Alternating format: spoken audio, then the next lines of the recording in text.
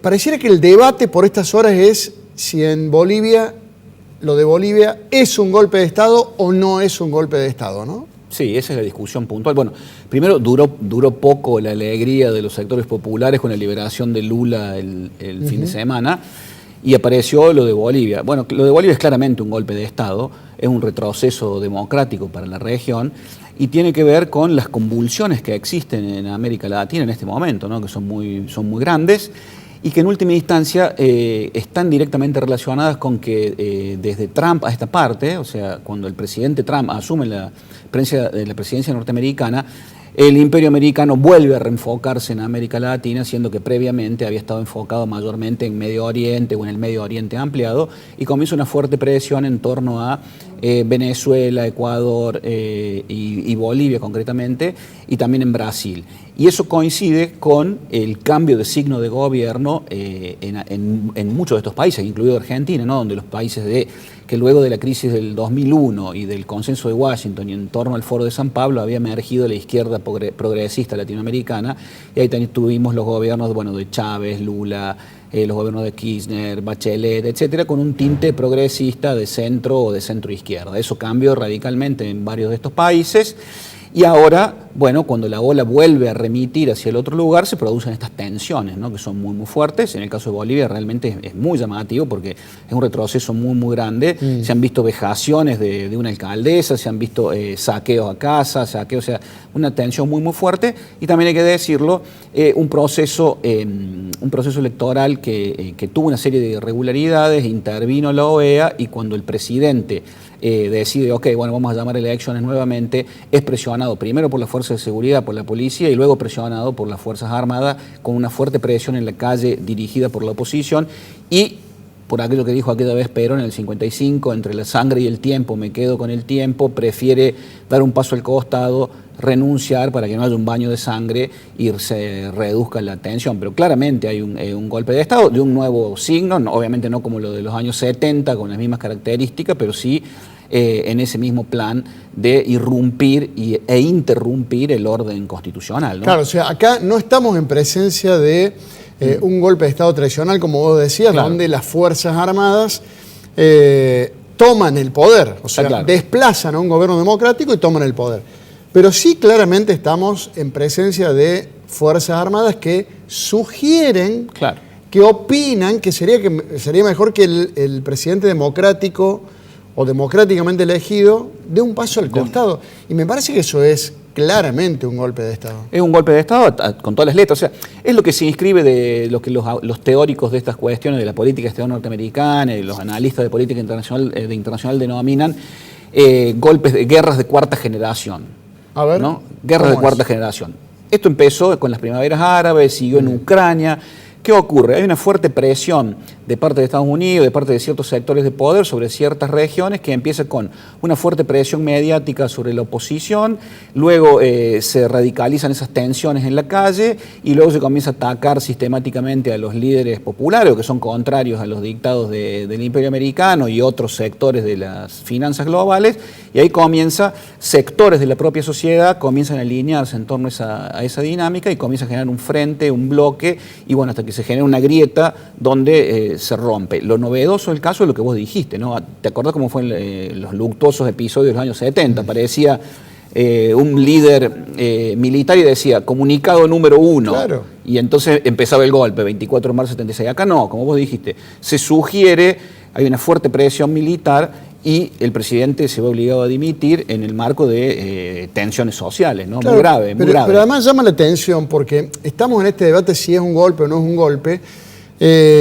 cuando las Fuerzas Armadas no tienen que opinar sobre lo que tiene que hacer un presidente o no. O sea, y en este caso claramente las Fuerzas Armadas han sugerido, han opinado que mejor que renuncie. La otra cuestión es sobre la repercusión del golpe de Estado en la Argentina, o la repercusión de lo que pasa en Bolivia en Argentina, con dos posturas claras, si querés, diametralmente opuestas a las posturas que tienen los dos sectores sobre Venezuela. O sea, claro, si tienen que opinar sobre Venezuela, Macri dice es una dictadura. Si tiene que opinar sobre Bolivia, no habla de golpe de Estado. Y Fernández lo mismo, si tiene que opinar de Venezuela, no habla de dictadura y sí tiene que opinar sobre Bolivia, rápidamente dice es un golpe de Estado. Está claro, ahí hay un cruce de discursos y fíjate vos que se produce justo cuando está en Buenos Aires el Grupo de Puebla, que es esta organización que en contrapunto y en espejo del Grupo de Lima que promociona Estados Unidos y en el cual el presidente Macri tuvo un rol clave, Alberto Fernández reunió en Buenos Aires con quienes vimos, ¿no? Con Dilma, etcétera. Entonces ahí se produce la diferencia del contrapunto. Lo que intenta hacer Alberto Fernández, es reeditar de alguna manera aquellos años en que el progresismo gobernó en América Latina en alianza con López Obrador, con Dilma, con Lula. Intenta reeditar de una manera diferente, un poco más en clave institucional, a aquellos gobiernos. Una de cal, liberan a Lula el sábado y el video y el saludo. Y luego la de arena, esta de Bolivia, ¿no? Lo que ocurre. ¿Qué ocurre desde el punto de vista de Macri? Bueno, fue inteligente con las palabras. El presidente dijo, estamos todos preocupados con el caso de Bolivia. No obstante, se habló de un asilo que no ocurrió y claramente el canciller salió a decir que no hay un golpe de Estado, que hay un desarreglo institucional. Entonces, ¿qué es lo que estamos viendo? Estamos viendo nuevamente para el caso de Bolivia, lo que, como vos dijiste, lo que ya habíamos visto para el caso de Venezuela. Un sector de las élites locales en concordancia con la política norteamericana para la región, en contra de una serie de gobiernos. Y por otro lado, otros sectores de la élite, aliados con otro tipo de alianzas, generando un contrapunto con esas políticas y esas alianzas. O sea, claramente un choque de intenciones entre la política exterior norteamericana, la política hemisférica, la política regional y cómo las élites internamente articulan sus intereses en favor de eso.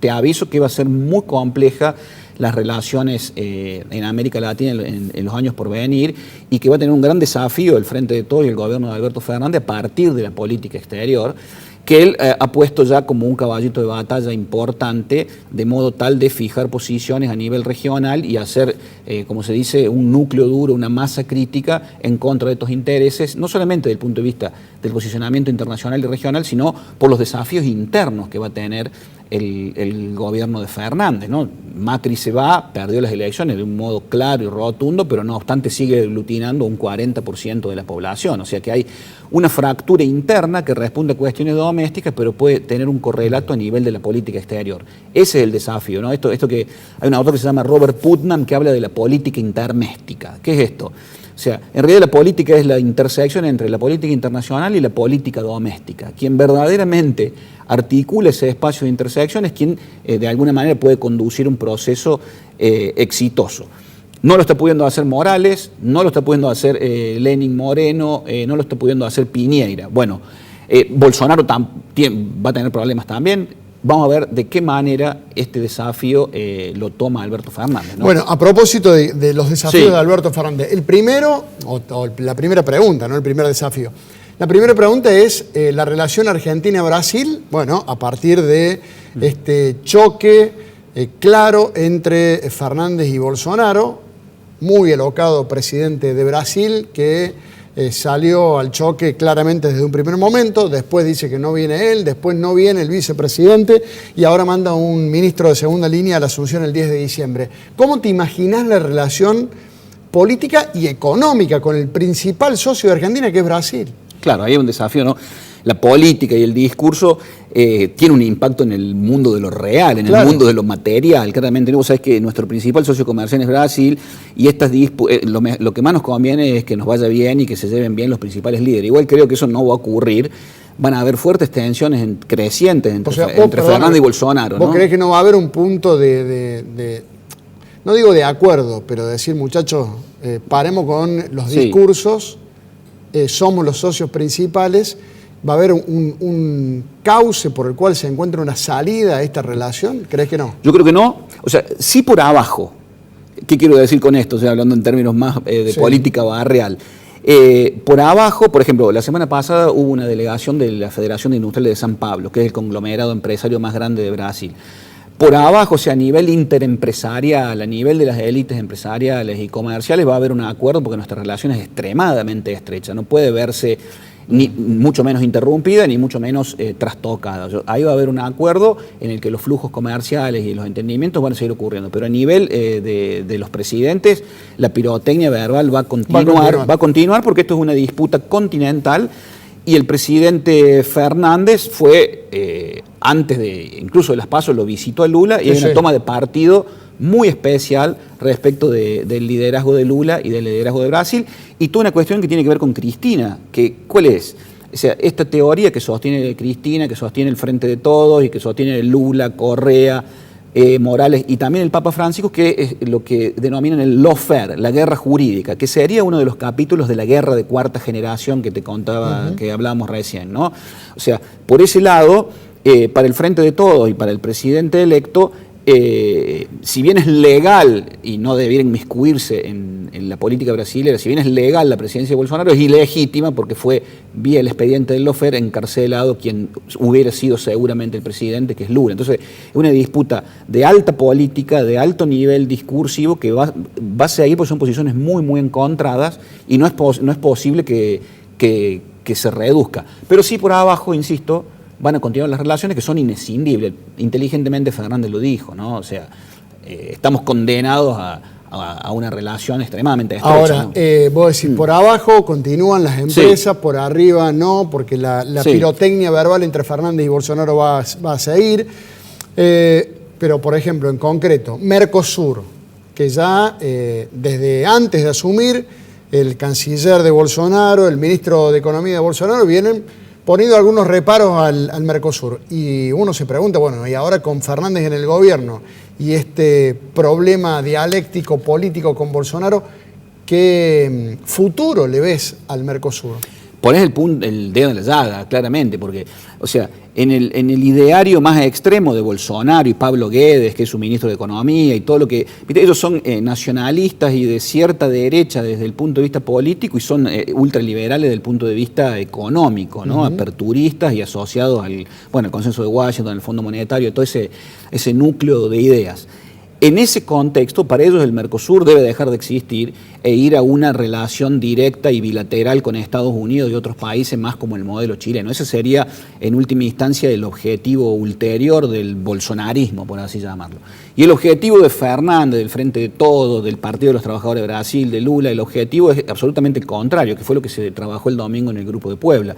No solamente fortalecer el Mercosur, que es una herramienta que se viene construyendo desde hace 40 años con el impulso de Alfonsín y Sarney, sino darle una vuelta de tuerca a la UNASUR y a CELAC, que son todos los mecanismos que se montaron en los gobiernos progresistas de Chávez, Lula, Kirchner, etc. O sea que, te digo, un choque de planetas, de cosmovisiones, de formas de pensar el continente y formas de hacer política que tendrá un correlato no solamente en los discursos, sino en las políticas públicas. Hay otro dato no menor, me parece que la economía juega un rol muy importante, Nacho, y es que en aquel momento, cuando estaba Lula, cuando estaba Néstor, o Cristina, Evo Morales, Bachelet, Pepe Mujica en Uruguay, y así podemos seguir recorriendo Correa y hasta Chávez, en aquel momento las economías de Latinoamérica gozaban de cierta buena salud o ciertos buenos ingresos porque las commodities valían mucho. Y entonces, bueno, la situación, no digo económica, pero los ingresos de dólares genuinos eran muy importantes. La situación ya no es, para poner un ejemplo, la soja en Argentina ya no vale $600 como cuando valía en el 2003 cuando asumió Néstor.